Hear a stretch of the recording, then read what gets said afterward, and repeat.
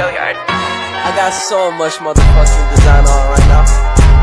Break it down, bring it back, make it clap. I got 3 old thoughts, new block, where that thing. Bitches on my line, and you know. Anatomi sistem pernafasan. Untuk memahami sistem pernafasan secara utuh, kita harus mengenal bagian-bagian dan fungsi dari penyusun sistem pernafasan. Nah, kita mulai dari hidung.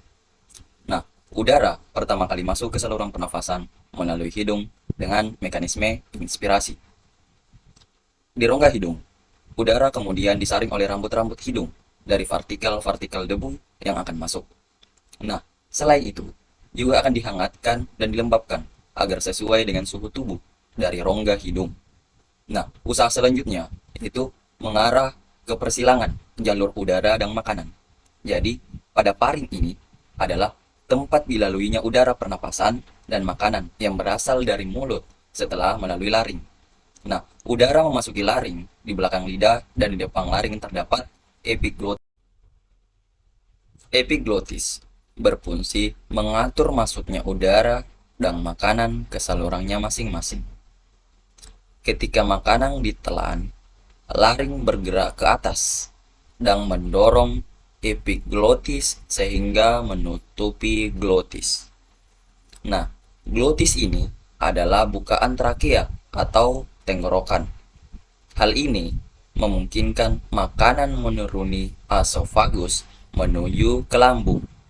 Ketika makanan turun menuju lambung, glotis terbuka, sehingga memungkinkan udara pernafasan masuk ke laring yang merupakan bagian atas dari saluran pernafasan. Di laring juga terdapat kotak suara, yaitu suara yang dihembuskan dari dalam keluar mengalir cepat melalui pita suara, yaitu sepasang pita otot elastis. Di dalam laring, suara dihasilkan ketika otot-otot di dalam kontak suara menegang atau kontraksi, yang kemudian merentangkan pita suara sehingga bergetar. Nah, suara tinggi dihasilkan dari pita-pita yang teregang, erat, dan bervibrasi sangat cepat. Sedangkan suara rendah berasal dari pita suara yang tidak begitu tegang dan bervibrasi secara lambat. Dari laring udara masuk ke dalam, yaitu trakea. Dinding trakea ini terdapat kartilago yang memperkokoh trakea sehingga saluran ini akan tepat terbuka. Selain itu, terdapat epitelium yang melapisi trakea hingga bronkus. Epitelium ini ditutupi oleh silia pada permukaannya dan selapis mukus atau cairan lendir yang tipis.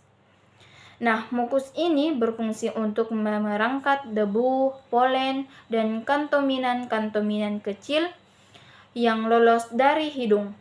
Silian ini berdenyut dan bergerak seperti ombak, menggerakkan mukus ke atas menuju paring tempat mukus tersebut akan ditelan atau dibuang dengan sengaja keluar melalui mulut. Proses dinamakan eskulator mukus, yaitu proses yang memainkan peran penting membersihkan sistem pernapasan dari trakea. Dari trakea selanjutnya terdapat 2 cabang yang disebut bronkus. Bronkus ini masing-masing mengarah ke salah satu dari paru-paru.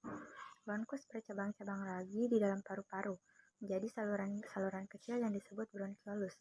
Udara kemudian memasuki alveoli. Kumpulan dari alveoli disebut alveolus yang merupakan kantung udara di ujung bronchiolus.